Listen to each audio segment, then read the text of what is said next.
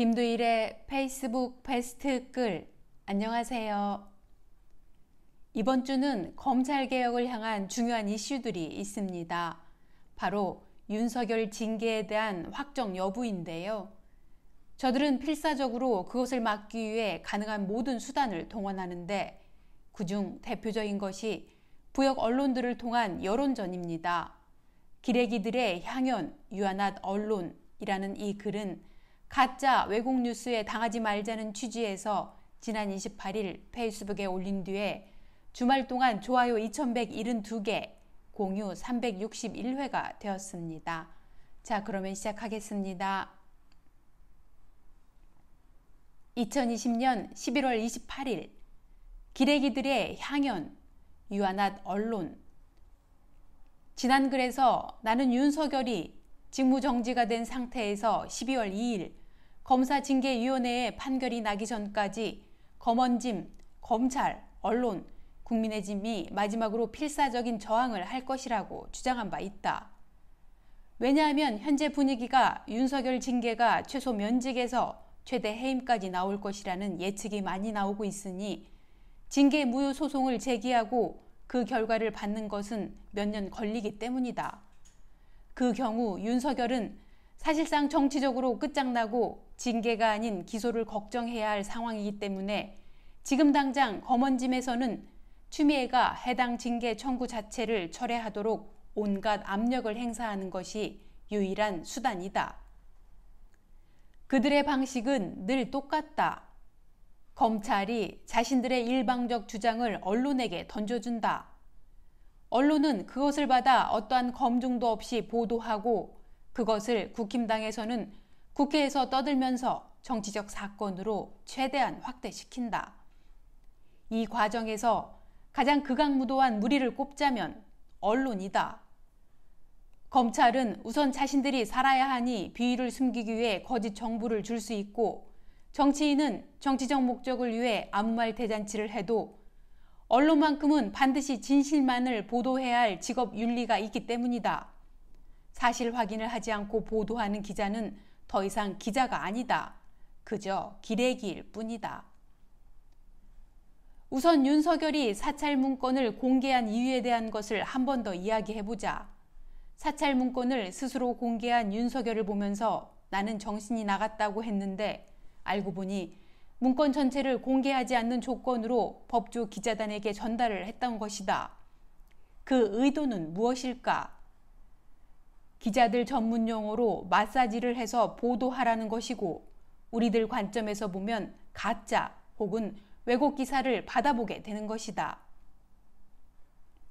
하지만 의도적인 것인지 혹은 눈치가 없는 것인지 오마이뉴스에서는 윤석열이 공개한 사찰 문건 전문을 기사로 내보냈다 때문에 다른 언론들의 가짜 왜곡의 필살기인 마사지가 통하지 않게 되어버렸다. 그러자 법조기자단은 오마이뉴스에 대해 법원 출입처를 1년 동안 출입금지시키는 징계를 결의했다. 이것도 웃기긴 하다. 기자단이 무슨 권리로 징계를 한다는 말인가? 검찰과 법원에서 얼쩡거린다고 자신들에게 마치 심판의 권력이 있는 듯한 착각에 빠진 것을 보면 가소롭다. 조선일보는 유족이 공개하지 말라던 박지선 씨 유서를 일방적으로 공개했음에도 국민의 알 권리 운운하는 궤변에 대해 눈 한번 껌뻑하지 않던 것들이 윤석열의 명을 어겼다고 바로 동료를 징계한 것이다. 그러고도 언론이라고 주장할 수 있나? 깡패들의 의리도 없는 것들이다. 왜곡 기사를 쓰지 못하도록 원문을 기사화한 것에 대해 엠바고 파기라는 황당한 구실을 붙여 보복하는 법조 기자단을 보면서 든 생각은 일제강점기에 부역했던 경찰이 독립운동가들을 공산당으로 몰아 때려잡던 해방 후 격동기의 역사가 생각났다. 기레기가 기자를 심판하는 황당한 일이 발생하는 곳이 바로 법조 기자단의 실체이다. 그들은 기자라고 할 수도 없고 반드시 해체해야 할 쓰레기 집단이다. 법조 기자단 해체 청원 동참하자. SBS 임찬종은 윤석열이 공개한 문건에 대해 불법 사찰이 아니고 잘못 사찰이라는 말장난을 하면서 그 근거가 모 부장판사의 가족관계에 있어 처제라고 나와 있지만 처형이라고 적혀 있기 때문이라는 피해 쉴드를 치고 있다. 차마 기사로 낼 수 없으니 자신의 페북에 글을 쓰는 수준이긴 했지만 기자라는 직업을 가지고 밥벌이를 한다면 그런 궤변을 함부로 해서는 안 된다. 일단 처형이건 처제건 비공개 개인정보를 수집해서 작성하는 것이 사찰이고 그건 불법이다. 정보가 잘못된 것이건 오탈자건 불법이라는 것의 실체는 바뀌지 않는 것이다. 임찬종은 그 정도 수준이니까 공영방송의 기자직을 가지고 있음에도 팩트와 논리면에서 유튜버인 빨간 아재에게 탈탈 털리는 것이다. 또한 MBC에서 취재한 내용에 따르면 윤석열 측에서 공개한 문서에는 처제로 되어 있는데 법무부에서 가지고 있는 문건의 내용에는 처형으로 되어 있다고 한다. 이게 의미하는 것은 두 가지인데 첫째, 윤석열은 단 한 번만 작성된 문서라고 주장했지만 이 문건은 꾸준하게 업데이트가 되고 있던 것이고 이는 윤석열이 거짓말을 했다는 것이다. 두 번째는 임찬종의 말장난은 이번에도 틀렸다는 것이다. 도리어 의도와 다르게 윤석열 거짓말을 알리는 데 공헌했다. 참고로 임찬종은 모 상갓집에서 조국 기소 반대 의견을 냈던 선배 검사에게 대놓고 모욕을 주던 윤석열 부하 검사들의 이야기까지 기사화했던 대표적 친검찰 기자이다. 경향신문의 법조 에이스 유희곤의 후배인 이혜리 기자에 대한 언급도 하지 않을 수 없다. 이혜리는 추미애 장관이 윤석열 직무정지를 발표한 다음날 아침 울산 사건, 조국 사건 판사의 무리야기 법관 해당 여부 관련해서는 사찰 문건에 없었다는 기사를 단독으로 냈다.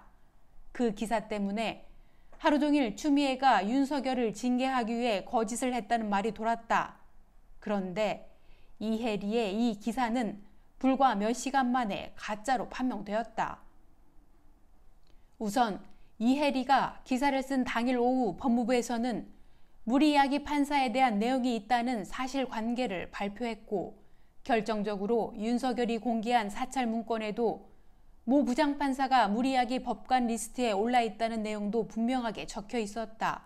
여기서 무리야기 법관이란 양승태 문건에 등장하는 판사들이고 진보적인 성향의 판사라는 것을 기록한 것이다.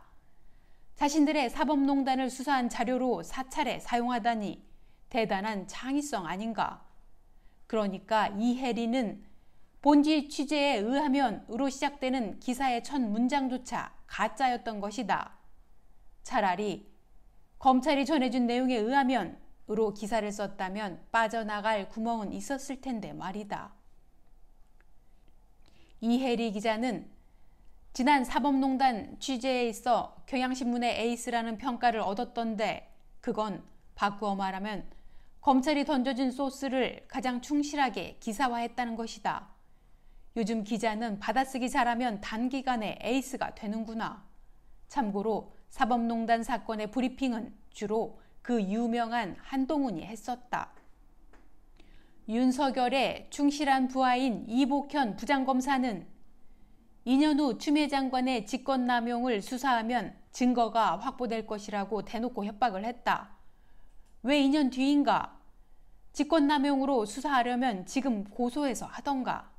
여튼 까먹지 말자. 이복현 검사. 그런데 그런 협박을 충실하게 옮겨주는 언론이 있으니 바로 서울경제신문이다.